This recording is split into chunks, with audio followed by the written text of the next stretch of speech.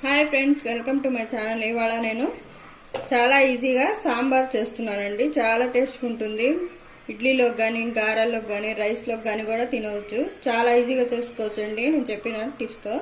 ఫస్టే మనం కందిపప్పుని ఉడకబెట్టుకొని ఉంచుకోవాలండి తొందరగా అవ్వాలంటే.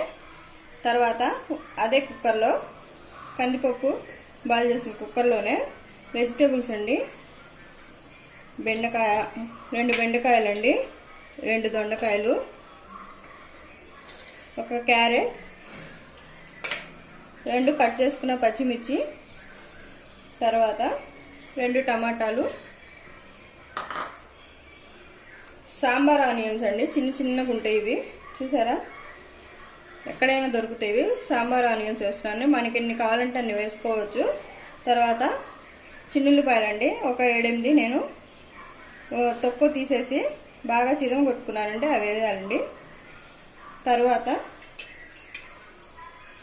మామూలు కారం వేయకూడదండి, దీంట్లో మసాలా కారం ఉంటుంది కదా, ఆ కారం వేసుకోవాలి. చాలా టేస్ట్గా ఉంటుందండి మసాలా కారం వేసుకుంటే. ఒక 2 స్పూన్స్ వేసుకోవాలండి. మెయిన్ అండి జీలకర్ర అండి, చిదుము కొట్టుకొని బాగా మెత్తగా చేశానండి, చూసారా? ఇది వేస్తేనే అసలు మెయిన్ సాంబార్కి మెయిన్ ఇంగ్రీడియంట్, చాలా టేస్ట్గా ఉంటుంది. ఇది 1 స్పూన్ వేసుకోవాలండి. చాలా టేస్ట్గా ఉంటుందండి ఇలా వేసుకుంటే. తర్వాత ఉప్పు, పసుపు వేసి కొంచెం వాటర్ వేసి 1 విజిల్ వచ్చే వరకు మనం పొయ్యి మీద పెట్టుకోవాలండి.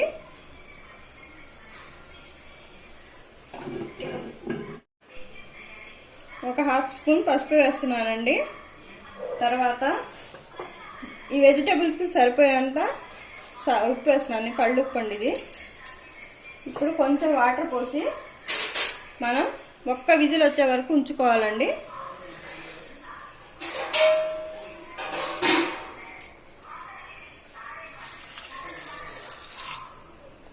కుక్కర్ మూత పెట్టేసి 1 విజిల్ వచ్చిన తర్వాత మనం తీద్దామండి.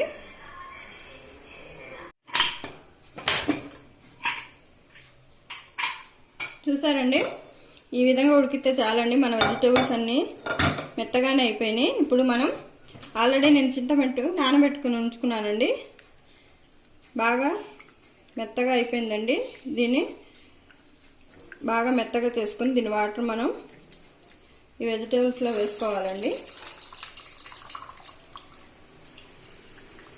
ఎంత పులుపు కావాలంటే అంత పులుపు చూసుకొని వేసుకోవాలండి. తర్వాత మనం ఆల్రెడీ ఉడకబెట్టుకున్న పప్పుని యాడ్ చేస్తున్నానండి నేను. పప్పు యాడ్ చేసిన తర్వాత వాటర్ పోసుకోవాలండి. మనకి ఎంత వాటర్ కావాలంటే, మనం చిక్కదనం ఎంత కావాలంటే అంత చిక్కగా. సాంబార్ కొంచెం చిక్కగా ఉంటేనే బాగుంటుందండి ఇడ్లీలోకి, గారెల్లోకి. మొత్తాన్ని ఒకసారి కలుపుకోవాలండి. చూసారండి, ఈజీగా చేసుకోవచ్చండి సాంబార్. మనం పప్పు ముందే ఉడకబెట్టుకొని ఉంచుకుంటే. కొంచెం చిక్కగా ఉందండి, ఇంకొంచెం వాటర్ పోస్తున్నాను. తర్వాత మనం ఇప్పుడు బెల్లం వేస్తున్నానండి. సాంబార్లోకి బెల్లం కావాల్సిందేనండి. ఇది కొంచెం బెల్లం వేస్తున్నానండి. కంపల్సరీగా సాంబార్లో బెల్లం మనం యాడ్ చేయాల్సిందేనండి, టేస్ట్ చాలా బాగుంటుందండి. ఇప్పుడు కరివేపాకు వేస్తున్నాను, కొత్తిమీర అండి, అన్నీ వేసుకొని బాగా కలుపుకోవాలండి. కలుపుకున్న తర్వాత ఉప్పు యాడ్ చేస్తున్నానండి. ఇందాక మనం వెజిటేబుల్స్కే వేసుకున్నాము, ఇప్పుడు మొత్తం సాంబార్ కోసం మొత్తం వేస్తున్నానండి. మనం టేస్ట్ చేసుకుని ఉప్పు, కారం యాడ్ చేసుకోవచ్చండి. కారం కూడా నేను కొంచెం యాడ్ చేస్తున్నానండి. నేను మామూలు కారం కాదండి, మసాలా కారం, ఇందాక చెప్పాను కదా వెజిటేబుల్స్ యాడ్ చేశాను, ఆ కారం యూజ్ చేస్తానండి సాంబార్లోకి. చాలా బాగుంటుందండి, ఒకసారి టేస్ట్ చేయండి వేసుకొని. ఇంకొంచెం కారం వేస్తున్నానండి నేను. కారం వేసుకున్నాక బాగా కలుపుకోవాలండి. ఇప్పుడు మనం పొయ్యి మీద పెట్టుకోవాలండి. సాంబార్ పౌడర్ ఇప్పుడే వేయకూడదండి. కొంచెం మన ఈ సాంబార్ బాగా మరుగుతున్నప్పుడు అప్పుడు సాంబార్ పౌడర్ యాడ్ చేద్దామండి. చూసారండి, సాంబార్ బాగా మరుగుతుంది. ఈ మరుగుతున్న టైంలోనే మనం సాంబార్ పౌడర్ వేస్తున్నాండి. నేను 1 స్పూన్ సాంబార్ పౌడర్ వేస్తున్నానండి. మీకు ఏ కంపెనీ సాంబార్ పౌడర్ ఇష్టమైతే అది వేసుకోవచ్చండి. వేసుకున్న తర్వాత బాగా కలుపుకోవాలండి. కలుపుకున్న తర్వాత ఒక 5 మినిట్స్ మళ్ళీ మరిగించుకోవాలండి బాగా. మరిగించుకున్న తర్వాత మనం ఇప్పుడు తాలింపు వేసుకోవాలండి.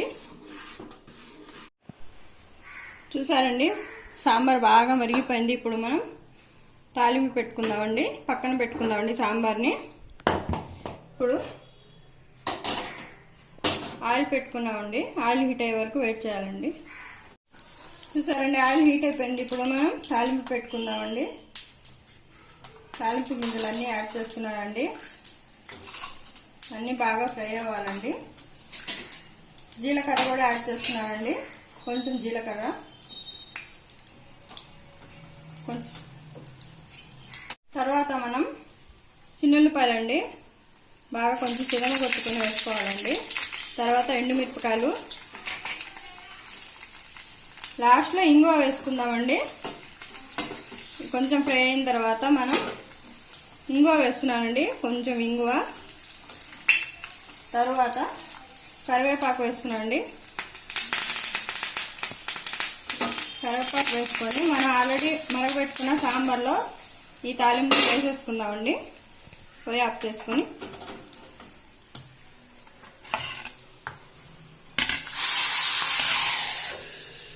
మూత పెట్టుకోవాలండి. వాసన బయటికి పోకుండా బాగుంటుందండి. వాసన సువాసనగా ఉంటుంది మన తాలింపు పెట్టుకుంటే. చూసారండి, ఎంత టేస్టీ అయినా సాంబార్ రెడీ అయిపోయిందండి. మనకి చాలా టేస్ట్గా ఉంటుందండి. ఒకసారి ట్రై చేయండి. ఇప్పుడు మనం సాంబార్ని సర్వింగ్ బౌల్లో సర్వ్ చేసుకుందాం.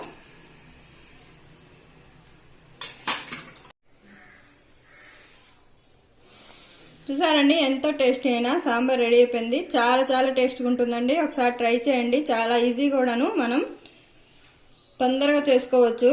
చాలా ఈజీ అండి చేసుకోవడం. సాంబార్ చాలా బాగుంటుందండి. గారెల్లోకి, ఇడ్లీలోకి, రైస్లోకి కూడా బాగుంటుందండి. నా ఛానల్ నచ్చితే లైక్ చేయండి, షేర్ చేయండి, సబ్స్క్రైబ్ చేయండి. Thank you for watching.